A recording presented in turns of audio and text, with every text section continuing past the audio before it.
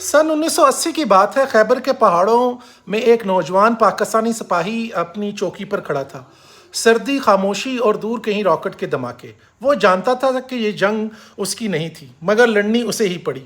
اس وقت پاکستان نے اپنے دروازے کھولے، افغانوں کو پناہ دی، ان کے زخموں کا علاج کیا، ان کے بچوں کو سکول دیا۔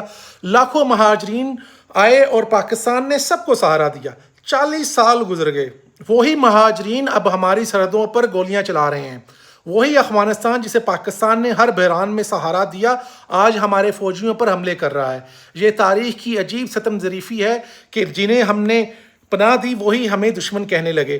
افغانستان آج بھی جنگ، غربت اور انتہا پسندی میں پھنسا ہوا ہے۔ وہاں کے حکمران اسلام کے نام پر اقتدار میں آئے، مگر نہ انصاف دے پائے، نہ تعلیم دے پائے، نہ کوئی ترقی۔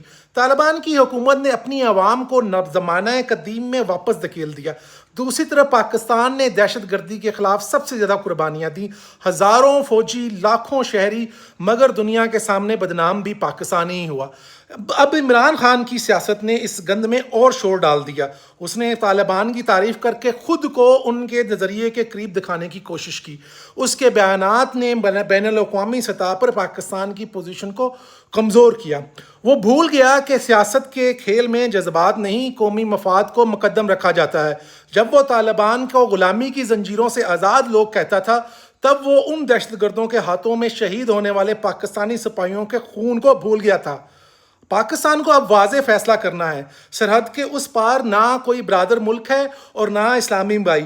صرف ایک ملک ہے جو اپنے مفاد کے لیے کسی بھی حد تک جا سکتا ہے، اور وہ پیسے لے کے کرائے کے ٹٹو اخوانی پاکستانی فوج پر حملہ کر رہے ہیں، اور انڈیا سے وہ فنڈنگ لے رہے ہیں، اور ان کا کوئی نظریہ نہیں ہے، کوئی اسلام سے ان کا تعلق نہیں ہے، جو چند پیسوں کے لیے ہندوؤں سے جنہوں نے ہاتھ ملا لیا۔